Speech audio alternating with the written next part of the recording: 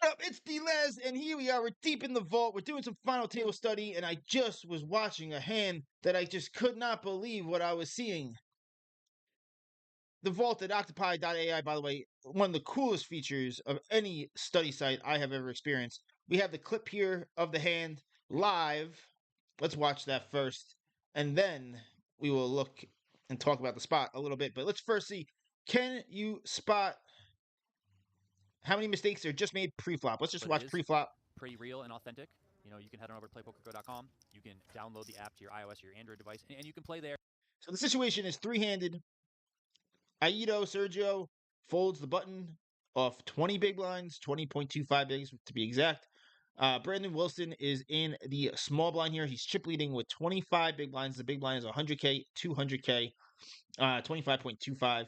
And Becker in the big blind with 22 bigs to be exact. He's got one big in the middle and 21 bigs behind. Brandon Wilson looks down at ace 5-0. Again, see if you can spot the mistakes. Comment below if you get them. Yeah, let's And get you into can it. test things out, and you can get a real feel for both tournaments and ring games. There are also sit and goes available. So if you do have an interest to start playing, start learning the ropes, I would highly encourage you to start there. And then once you want to graduate, if you do reach that point, you can always move on to bigger and better things. But So Brandon raises to 600K or three big blinds. certainly check out Play Poker. And Becker obviously looks down at pocket jacks. What a spot. What a time to be alive. Wilson here makes it 600K from the small blind, and Becker finds jacks in the big blind.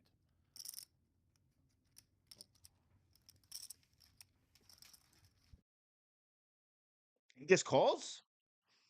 I couldn't believe this a second ago. I only backed out to show you guys how cool the vault is, but this is my first time actually looking at the sim, and I spotted two glaring mistakes. Now, Octopi provides a solve to the spot, both pre-flop and post-flop. You can look at it quickly here, or you can actually dig into it a little bit by clicking on the View Full Simulation. All right, here we are. We're in the vault. We're deep into the lab. We're now looking at the three-way final table ICM pre-flop simulation. That's a mouthful. When the button has about 20 big blinds, the small blind chip leading with 25, and the big blind has 21 bigs plus one big dead is the big blind ante. Now, if you wanted to, you can look at all three positions and see exactly how to approach each spot. We're not doing that today. Today, we're just focusing on the small blind being the chip leader into second in chips and how he should approach the spot. So, right off the bat, anywhere you see purple here is going to be hands that should be all in. Green are going to be hands that are checking, and orange is going to be hands that want to raise to three big blinds. The first thing you notice is that all of the offsuit ace X, including ace 5-0, is going to be pure shoving. This is the first mistake that was glaring to me when watching back that three-way play. Ace 5-0, you just are jamming all in, probably even up to just below our stack. We're still going to just play shoves with all of the ace, jack, O, and down. Ace, queen, O, ace, king, O is just strong enough to induce. It likes to mix limping and raising. And same thing with the suited ace X is strong enough to just call, and you can play post flop out of position because it's suited, has clearer. It's a lot easier to play post flop because of that. Ace 6 suited, ace 2 suited both like to shove. Deuces, threes, and fours like to shove. You can see the middling pocket pairs here like to either raise or limp. And then your strongest like to, in a linear fashion with pocket pairs, tens plus all like to mostly raise. Because of that, his range is going to be extremely polar. You can see his raises also include the bottom suited Jack X, 10X, 8X, 9X, 7X, and then a bunch of the offsuit dog shit. Also, when it comes to shoving, you can see it's going to be all of these hands. This is a very common strategy. It's the suited 5X, usually the suited 4X through the suited 8X. And it's usually like the queen, your worst suited queen X likes to just open shove. Your suited jack X likes to shove. Your suited 10X, 9X, and so on. And the reason for this is obvious. You get hands that dominate you to fold pre. They're obviously snap folding, but we get like king 8-0 to fold. If we have 10-8 suited, that's a massive win. We can get queen 9 offsuit to fold. If we have queen 6 suited, that's again a massive win. We get queen 9 suited to fold, and so on. So these hands all they capture a ton of EV and accomplish a ton by just shoving. And in the worst case scenario, if we get called, these hands, because they're suited, um, and just be, because they're mostly connected or they have a decent high card included, like the queen or jack or 10, they just do really well seeing 5 cards.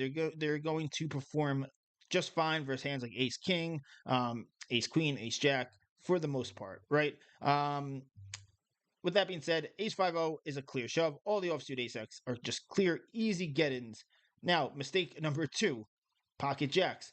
Now, I understand maybe where Becker's confusion came in. Now, I don't know if there was an added dynamic here, where he had to get second to qualify, for the free roll, and he was treating it more like a satellite.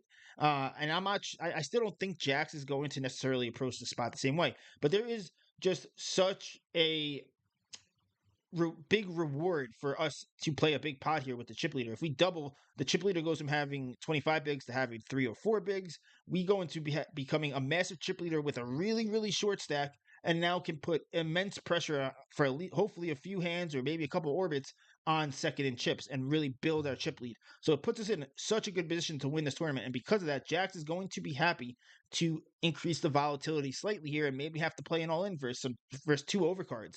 But for the most part, when we 3-bet, which is the preferred action here, it mixes between min 3-bet to 5 big. So Wilson goes 1 to 3. We can go 3 to 5 or 3 to 7.2. It mixes. You could probably go somewhere in the middle. I'm going to just use the bigger size. And we can see that, Wilson's reaction here now is going to be any middling pocket pair that he decided to raise is going to be shoving all in. Yeah, he's going to be, or 4-betting, I guess you can say, to just, I guess, induce a little bit more. But most non-robots are just shoving all in. You can see tens, jacks, obviously queens, kings, aces. It's not great, but worst case scenario, we're up against ace king, ace queen, o, ace jack suited. We're doing really good against ace 10 suited, doing really good against, and so on. And yeah, we fold out a whole bunch of stuff. But we have so much stuff dead. Like getting it all in versus tens, nines, eights, sevens, sixes is a really, really good spot. And I'm happy to flip here for all the chips with ace queen suited. This is not a bad thing, because again, if we lose, so be it. We finished 3rd place. We're basically virtually tied for last right now anyway. But if we win, we're a massive, massive chip lead and put ourselves in a really good position to win the tournament. And that's what the mindset has to be, is what always ask yourself, what is going to be the result of this hand if I double, and what's going to be the result if I bust? If I bust, things don't really change so much. If I double, I basically just locked up, potentially at least putting myself in a really, really high percentage chance of winning this tournament. Before we look at the sim, let's first watch the rest of the hand. 10-4 deuce rolls out. Gutter working for Wilson. 1.4 million in the pot. That's 7 bigs. 3 would give him a wheel. Becker with 500.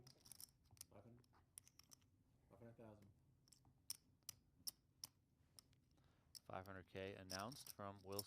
Now I don't know if Becker had some like extra pressure to get into the free roll, but if he did, because he needs to win this tournament, if he just needed to get second, I could see an argument.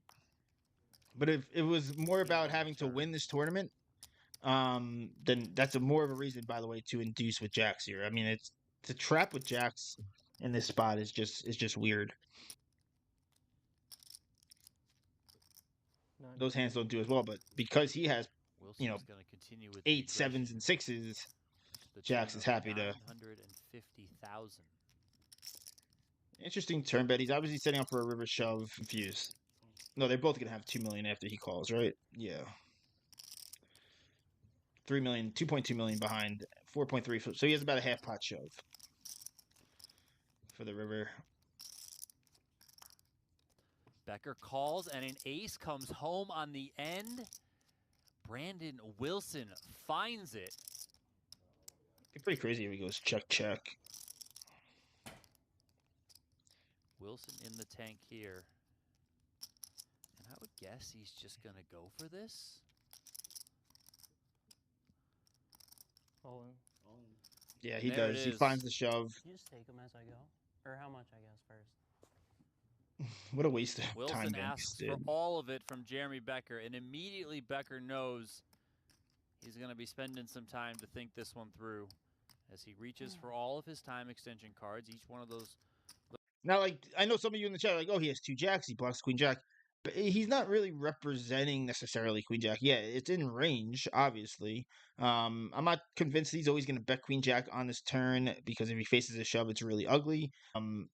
But you know, he has a ton of value here. I mean, but the biggest thing is Jacks just doesn't have any removal on any of it. Like I'd rather have Jack 10 block, have remove on King 10, Ace 10, right? I'd rather have a 4 that have removal on King 4 suited, and King Deuce and King 4 for whatever. So Jax is kind of also just has some removal on Wilson's most obvious bluffs. It's going to be hands like Jack X of clubs combos, offsuit Jack X, Jack 9-0 and Jack 7-0, Jack 8-0. It's just gonna bet jam. So I think Jax has a pretty clear fold in game.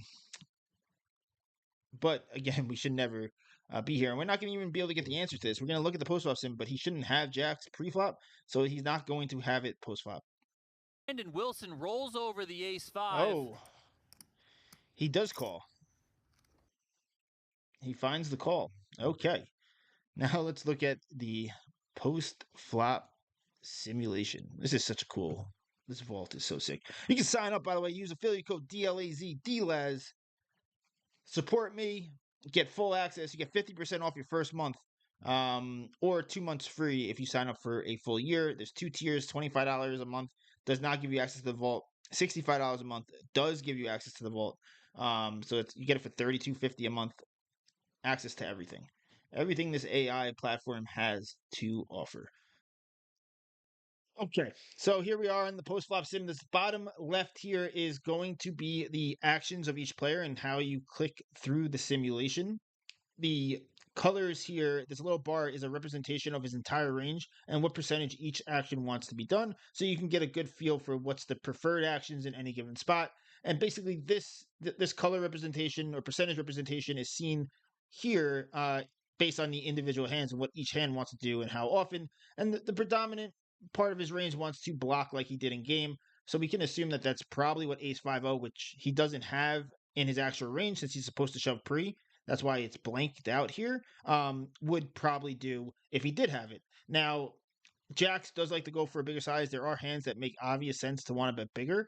And ace 5-0 probably would do some of that as well. But I think blocking is a fine sizing with the bulk of his range. And then this shows the reaction or the big blind's reaction to the flop action or flop bet. And you can see right away Jax is not included here. And that's because, again, he's supposed to always 3-bet it pre-flop. There are some hands that are obvious raises, and I do expect Jacks, if it was in here in the sim, to want to raise as well. Now, why is 10-9, 10-8, 10-7 raising, but not the stronger 10x? Because obviously we unblock overcards, which is a bulk of Brandon Wilson's range. He has all the offsuit over Broadways.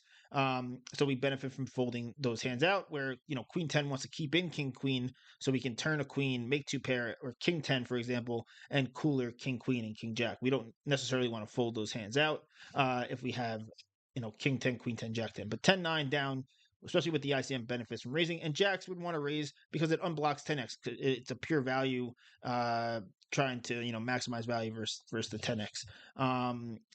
Yeah, but either way, the bulk of his range does want to call. He does call in game, which is probably okay. And it brings us to the turn. Now, the turn sizing is a little interesting to think about.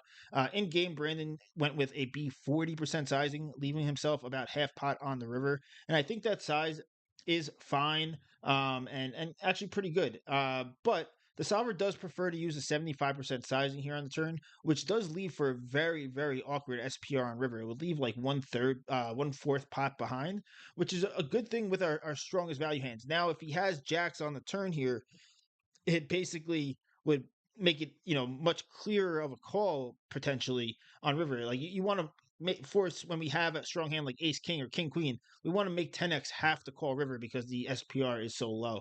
There's also, from an exploit perspective, you can take some pure air balls like 9-3 of diamonds, 9-3 of spades, bet turn and potentially way over give up river, expecting like the hands we're trying to fold out like a four, a deuce, five, sixes, sevens, eights, all the or fold on the turn.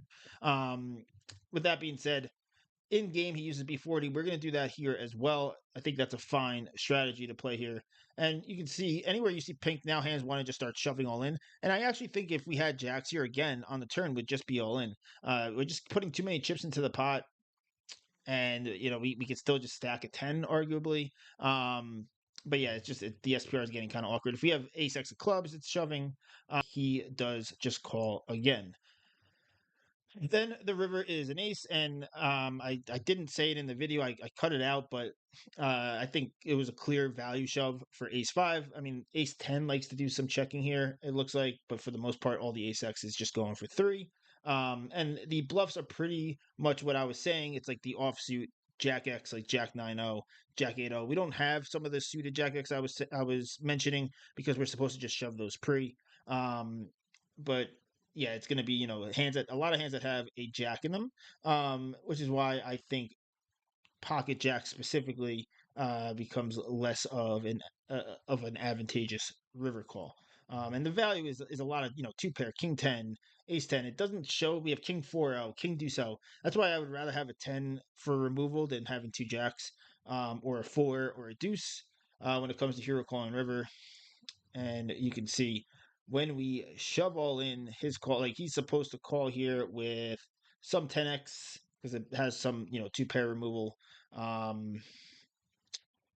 Obviously the two pairs and his two pair ace x, all his ace x. Only ace 3 does some folding, and ace 5-0.